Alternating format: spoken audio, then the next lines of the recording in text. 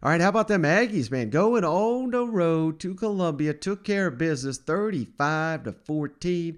And again, much like Alabama, Mississippi State, this thing was never a contest. Connor Bazelak, man, the meltdown there continues. Texas A&M kept intercepting them. And this defense, my God, it gets worse each week. I mean, this is, again, the run game. Over 300 yards given up. They had damn near 300 rushing yards at halftime. Spiller and A-Chain did whatever the hell they wanted. And this was not even one of the better games Zach Calzada has played, but it didn't even matter. I mean, he threw a bad interception, but more importantly, he threw a couple touchdowns, including Anaya Smith, who, again, had him on the prize picks with the over on the touchdown. So A&M took care of business. They look to be red hot after beating Alabama, now going on the road. Again, anytime you go on the road in the SEC, win by 3 or more touchdowns, that is one hell of a day. And Texas A&M really, without a couple of mistakes, they may have won this game by 50 points. I mean, this was never in doubt. I know I was sitting here with cousin Jonathan watching the game the whole time. He had money on it. By about the second quarter, he said, "I'm good.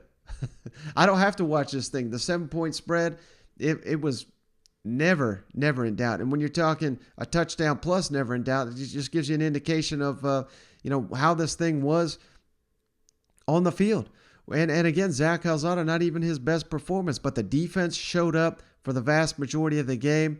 Basically, the only highlight from this was Missouri. Tyler Beatty had him another outstanding touchdown run, but beyond that, they basically shut him down the entire game. So this Texas A&M defense looks to be returning to form.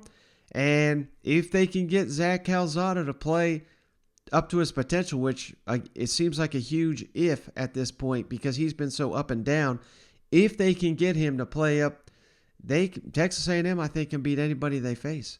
So, hey, I'm really looking forward to Ole Miss Texas A&M. That's going to be one hell of a matchup here in the weeks to come. If LSU continues to improve, maybe play with some passion, Texas A&M, LSU, we've got us several games to look forward to with the Texas A&M Aggies. Zach started on. How would you evaluate his overall? Still played really well. In the big drives of the game and picking up the 3rd and 17 and then at the end of the game, I mean, still making some very critical plays. Is there a lot he can do better? Yes, and he's got to, and we'll talk about those things. But he's still making some really third down throws in the red zone early. He got those on those drives that we had to come back when it was 21-7 and 28-14. He hit a 3rd down 17 play in there. He's still making a lot of plays. He's still progressing. I thought he played a solid game, but there's still a lot more he can do. Yeah, but what do you think of the quick start? You got him. Oh, I was happy about it. I mean, I was excited. I mean, we come out of the gate, we had energy, we had enthusiasm. You could see it in the locker room. We really did. But my disappointment is that we didn't maintain for that. And we got to go ahead and finish, and we had the holding call, and we got something else. And, those things happen, but they shouldn't happen. They don't have to happen. Kind of piggybacking off of that, what's your message to them after the game, to kind of get back where you want them to be? Well, my message was real simple. I was proud of the second half, the way they fought and how hard they played, but before we can win a championship, we can't beat ourselves.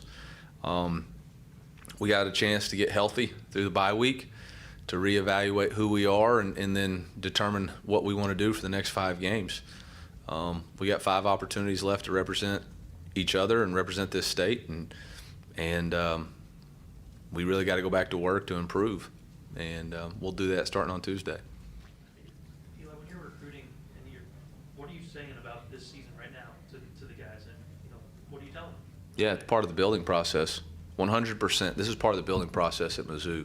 Look, I realized maybe last year we probably overachieved, and so everybody assumed that those expectations would meet this year.